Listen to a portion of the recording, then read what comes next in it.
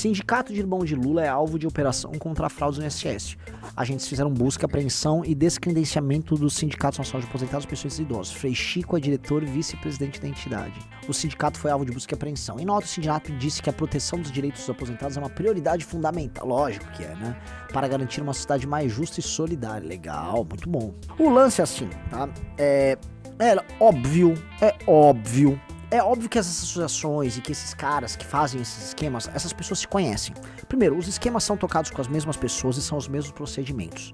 Lógico, todo mundo sabe o que todo mundo tá fazendo. Então, quando estourasse a merda ia estourar pra muita gente. Falar que, não, o meu sindicato, veja só, o nosso desconto era diferente. É uma merda colossal. Vocês entenderam o tamanho da ramificação. Vocês estão entendendo que a Polícia Federal pegou um espaço amostral de pelo menos uns 1.300, quase 1.300 pensionistas que foram alvo dessas fraudes. 97% deles não reconheceram esses descontos, ou seja, eles não autorizaram. Provavelmente, eles ou faziam, vamos dizer, cartas ou e-mails ou documentos oficiais com assinatura fraudada desses pensionistas, autorizando o desconto no INSS disso. E o brasileiro acaba não lendo.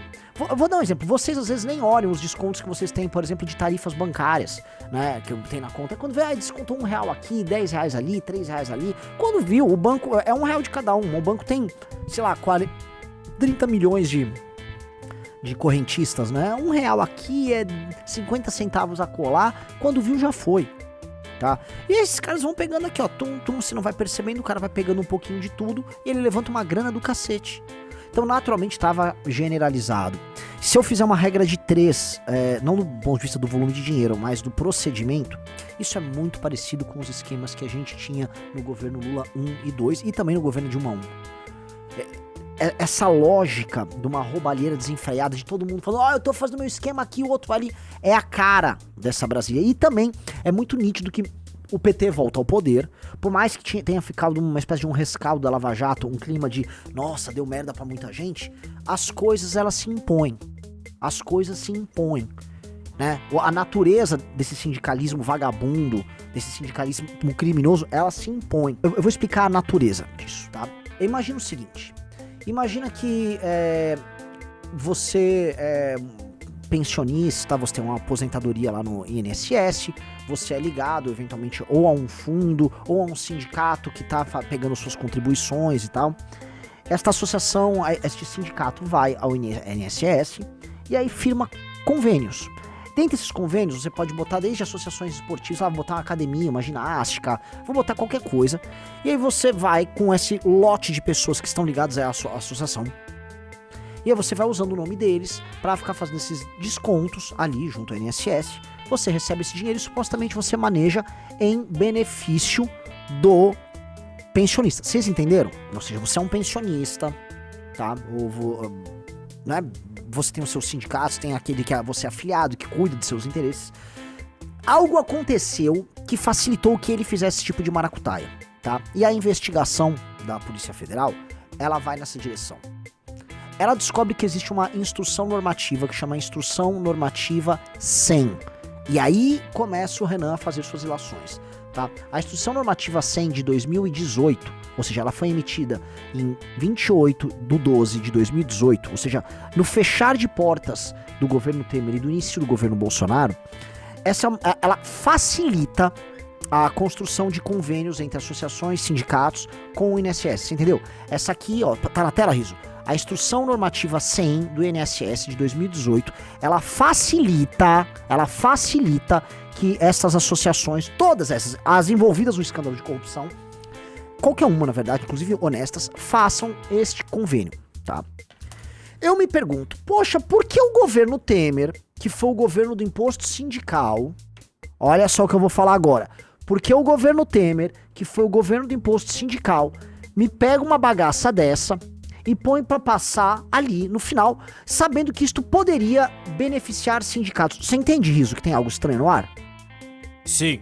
Por que o governo Temer, que foi o governo do imposto sindical, topa isso?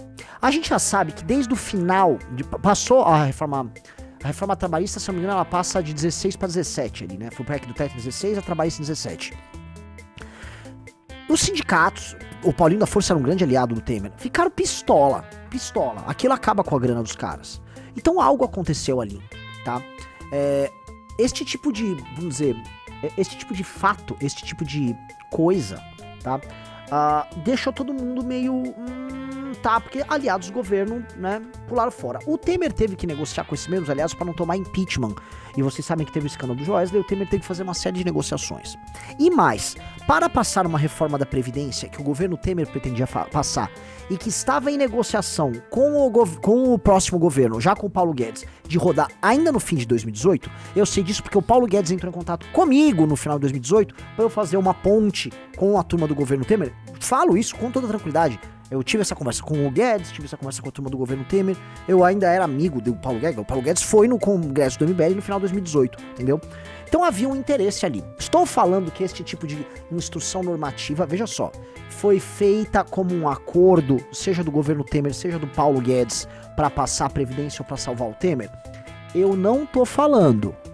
Eu tô jogando no ar que é estranho, veja só o que eu vou falar, Riso. É estranho que isso tenha ocorrido ali no governo Temer e que depois, eu tô procurando isso, aparentemente houve já na gestão do Paulo Guedes uma alteração nessa instrução normativa número 100 que facilitou ainda mais a obtenção desses convênios, entendeu? Eu vou começar esse escândalo, tá, fazendo uma reconstituição desse processo. Podemos, eventualmente, fazer uma ilação de que isso fazia parte de algum tipo de acordo, de modo a ajudar esses caras que perderam muito espaço ali, e também ajudar a obtenção de votos, eventualmente, para a reforma da Previdência. Mas é estranho, porque o PT fez uma campanha nacional contra a reforma da Previdência, e o Centrão, né, sempre precisou de grandes incentivos para isso, e esses fundos, essas associações, esses grupos, nunca foram muito ligados ao Centrão. Uma ou outra era ligada ao Centrão, mas nem todas eram. E quando a gente fala Centrão, a gente já começa a falar de, por exemplo, força sindical, que não é exatamente Centrão, é uma dissidência à esquerda bem volúvel, né? Ela pode estar em praticamente qualquer governo, a.k.a. Solidariedade, Paulinho da Força, certo? A instrução normativa não dá para ser muito defendida. Dentro de um prisma de direita, tá? Facilitar que essas associações, eu tô falando, por exemplo, da CONTAG. Você sabe quem é a CONTAG, né, Riso? Sim. A CONTAG basicamente é uma dessas, é uma da versão rural dessas merdas, que ajuda a alimentar o MST, pra ser bem honesto, tá? Qual era o sentido de um governo de direita como o do Bolsonaro, ou um governo do Temer, ter ajudado ali a CONTAG? Porque a CONTAG fez um monte desses convênios e agora que entrou o governo do PT, saiu aparentemente, vamos colocar aqui, aparentemente CONTAG roubou como se não houvesse amanhã, tá? Então, veja só, a CONTAG teve o convênio suspenso. A gente vai citar várias dessas associações, inclusive a do irmão do Lula, mas a gente vamos fazer a reconstituição. Então, algo aconteceu naquele período de 2018 até 2019, entre a emissão dessa instrução normativa e a alteração dela, que ajudaram a turbinar. Mas isso já acontecia antes? Lógico que isso já aconteceu, esses esqueminhas já aconteceram antes, eles foram se intensificando. Então, eles se intensificaram, todo mundo, né, aparentemente a própria operação, ela justifica, olha, essa instrução normativa ajudou a acelerar o processo, mas, a coisa estoura. E a coisa estoura quando? Quando, Sr. Rafa Almeida Riso? Lula lá! Quando Lula chega ao poder. Lula chega ao poder, né, tá bem claro, né, de 2022 para 2023, esses valores descontados, essas fraudes aí, né, era de 706 milhões, ela salta já para 1,3, ela praticamente duplica entre 22 e 23, ela aumenta pelo menos uns 40%. E de 23 para 24, ela mais do que duplica. Então, a gente pode falar que o esquema, ele se intensifica em 23 e ele explode em 2024. São anos do governo Lula. Então, havia um esquema endêmico que vinha acontecendo, envolvendo este tipo de associação, envolvendo este tipo de procedimento. E já no governo Lula, já com o tal do Alessandro, com o sobrenome italiano, que foi colocado ali, ele era do PSB, do Partido da Tabata Amaral, do dançarino lá, que ele era do PSB, aí ele foi pro PDT do Lupe, ele é a indicação do Lupe, ele é um homem de confiança do Lupe, foi colocado lá, este cara, não sei se fez vista grossa, mas, sejamos honestos, muito provavelmente fez, mas o esquema estoura, pega fogo, e aí os caras começam a descontar valores de aposentadoria de velho, a dar com pau como se não houvesse amanhã. Com esses esquemas, inclusive com falsificação de assinatura. inclusive com falsificação de assinatura. Vocês estão entendendo? Bem-vindo, Joaquim. Então, amigos, o que eu posso colocar, que eu acho que a gente vai abrindo o olho de vocês. Brasília é uma grande prostituta. Quando eu falo Brasília, não tô falando você que mora em Brasília, tá? Eu falo o poder. O poder corrupto no Brasil, ele tá ali pra isso. A gente precisa entender quais foram os interesses nessa instrução normativa, quais foram os interesses que permitiram essa válvula de escape para o cometimento desses crimes e para a consecução desses esqueminhas, tá? O que levou a isso acontecer? Será? Eu tô jogando aqui como ilação, porque às vezes eu sei mais do que eu tô falando, entendeu? E eu tô só, conjecturando. Será que foi uma compensação? Todo mundo sabe que o lance da contribuição sindical, já no governo Bolsonaro, ficava rodando. Você vai lembrar disso. O STF queria derrubar. Rolou um lobby gigantesco para tentar compensar as perdas do fim da contribuição sindical obrigatória. O PT falava o tempo todo em revogar a reforma trabalhista. Por quê? Porque foi muito dinheiro que parou de abastecer os cofres desses grupos.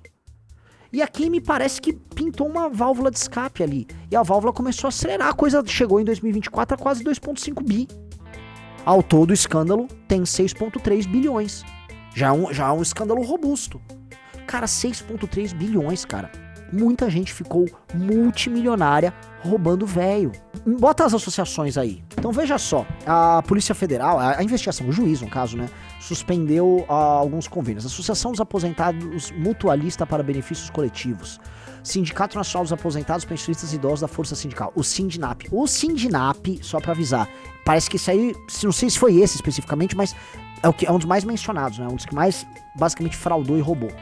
A Associação dos Aposentados e Pensionistas do Brasil, a Associação dos Aposentados e Pensionistas Nacional, Confederação Nacional dos Trabalhadores da Agricultura, a CONTAG. Gente, a CONTAG é uma máquina de dinheiro ligada à turma do MST, ligada à turma da agricultura familiar. Lembra a história da agricultura familiar? A CONTAG é isso.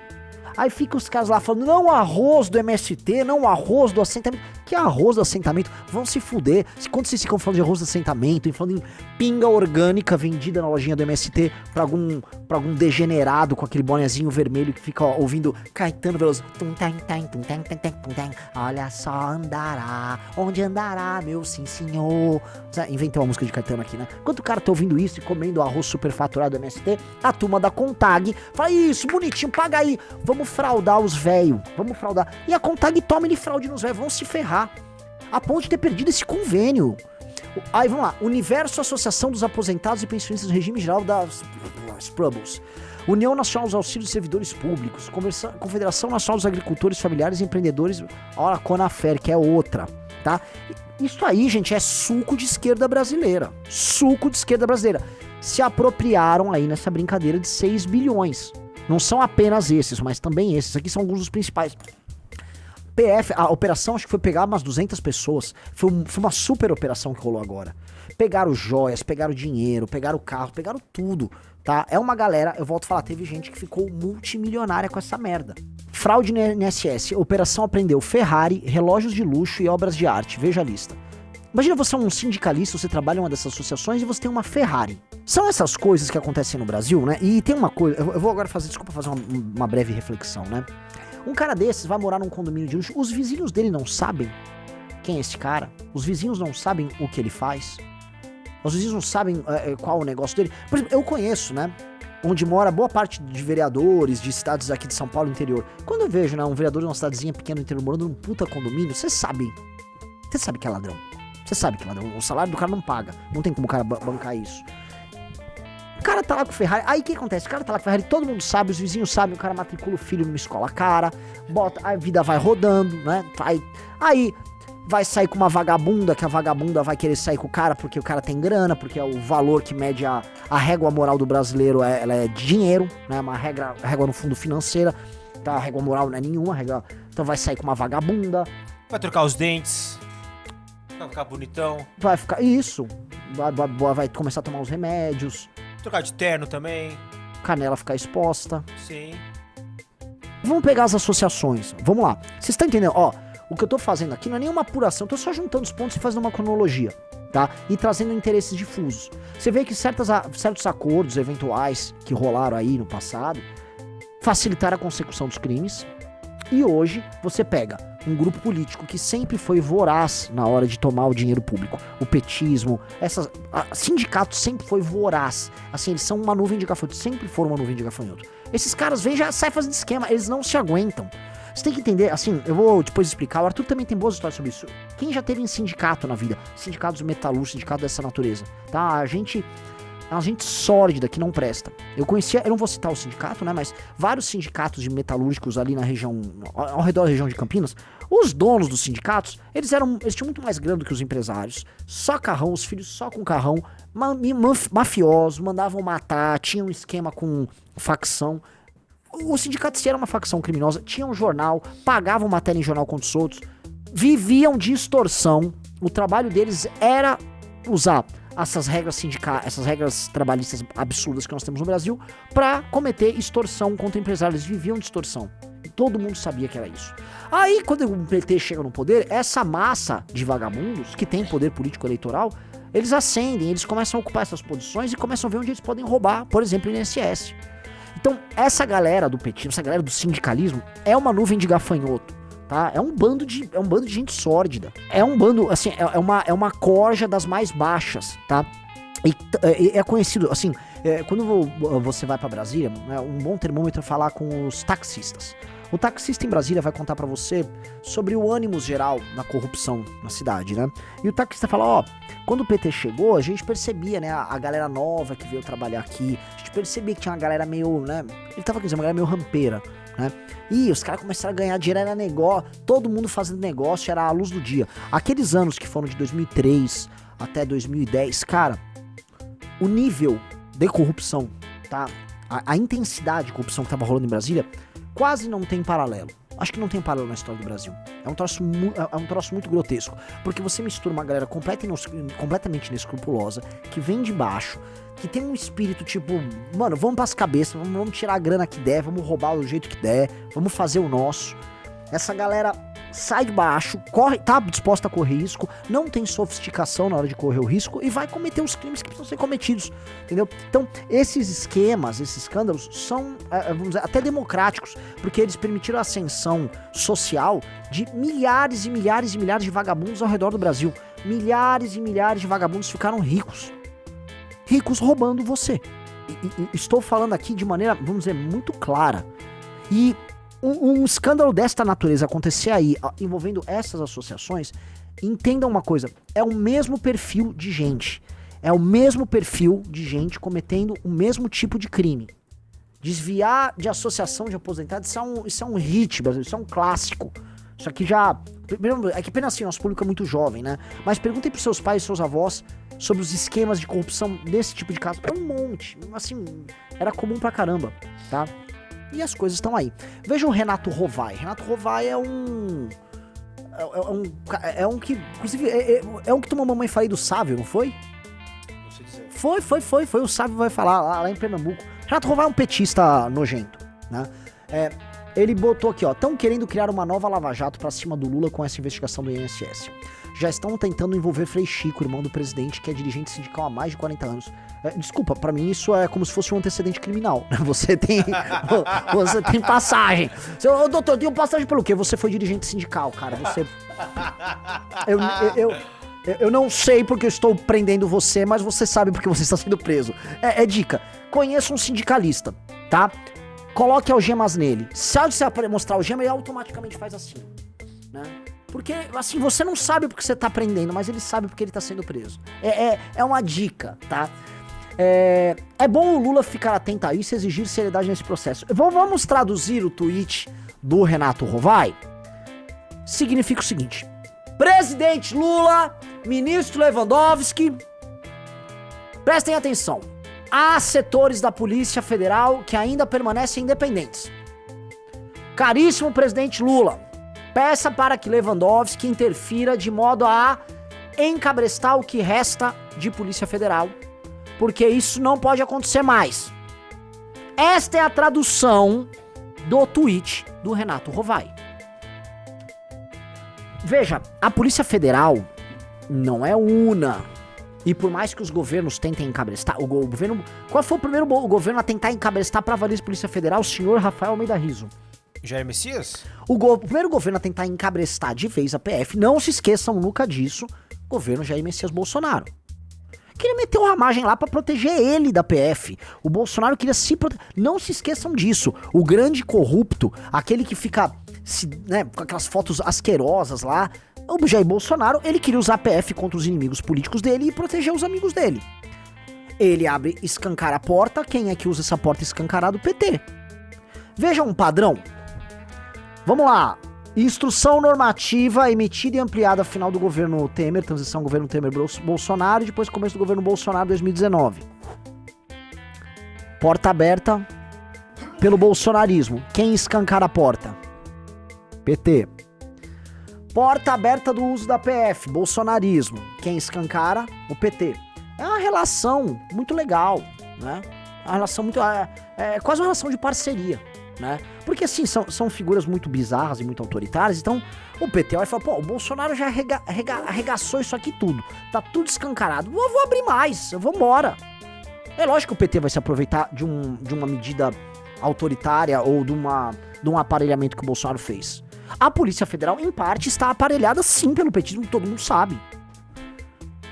Agora, fica complicado, né, agora por parte da direita, deslegitimar operações da Polícia Federal. E não é que não há politização ou um uso, uma instrumentalização da PF. Eu vou dar um exemplo pro meu caso. O meu caso ao qual eu fui... Não, ele foi absolvido, nem o caso foi arquivado de pronto, que é uma denúncia retardada. Funciona assim, Flávio Dino, então ministro da Justiça, Flávio Dino vai e avisa, PF, investiga esse Renan aí, tá? Porque esse cara caluniou ou difamou, sei lá, o nosso presidente Lula. Só bota aí e começa a investigar o cara. E aí ele deu uma ordem pra PF, não partiu da PF, né? E eu fui depor na PF, claramente a PF, eu fui depor numa instituição séria com pessoas sérias. Quando eu estive na PF, haviam pessoas sérias ali, tratando do caso. Então ali você tinha um Flávio Dino querendo usar a PF ali, mas a coisa não estava conectada. Há outros casos, entretanto, que me parece que há um uso. E veja, eu vi o Bolsonaro usar a PRF, a Polícia Rodoviária Federal, para atrocidades também no final do mandato dele. Alguém não lembra do uso da Polícia Rodoviária Federal no final de 2022 nas eleições? Ou vamos esquecer? O PT faz isso. E ele começa a instrumentalizar possivelmente setores da Polícia Federal para jogar junto com eles. Mas esta operação aqui demonstra a autonomia da Polícia Federal, da CGU, de setores é que é ligado ao poder executivo, claro, a Polícia Federal, mas juízes despachando e tal. Ou seja, o Estado funcionou ali. E aí o Estado funciona e se choca aonde? Com os interesses da boa e velha quadrilha petista. Quando há esse choque, o PT olha e, cachorro que foi mordido por cobra tem medo até de linguiça. O PT, Lava Jato! Lava Jato! Ai, que sorro, né? Eu imagino assim, tá dormindo lá o Lula, aí... Né? Sabe quando você tem aquele... Né? O Lula acorda com uma pontada. Gente, o que aconteceu? Eu sonhei que eu tava naquela cela. Aí a Janja, foi lá que eu te conheci, amor. Foi lá. Não te trouxe boas memórias, ô Lula? Calma, nem tanta. Tem uma parte ruim aí também. Não quero ficar lembrando aí. Por quê? Dá um susto ali nos caras, né?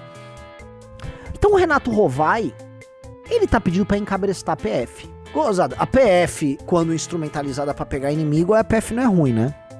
A PF, quando faz operações pra pegar o Centrão desviando emenda, pra vocês tentarem encabrestar o Centrão e usar o Centrão a favor de vocês, na roubalheira que o Centrão comete, eu não tô aqui defendendo o Centrão de maneira alguma, tá? A PF não é problemática, né? Não tem lava-jato, não tem... Eu já ouvi falar que vocês queriam ter uma lava-jato pra chamar de vocês, usando as emendas do Centrão pra fortalecer a chegada de certo ministro do Supremo ali. Setores da imprensa sabiam disso também. Agora aqui vocês estão... Não, cuidado com essa lava-jato. É complicado, que vocês roubam, assim, vocês roubam demais. Vocês roubam demais.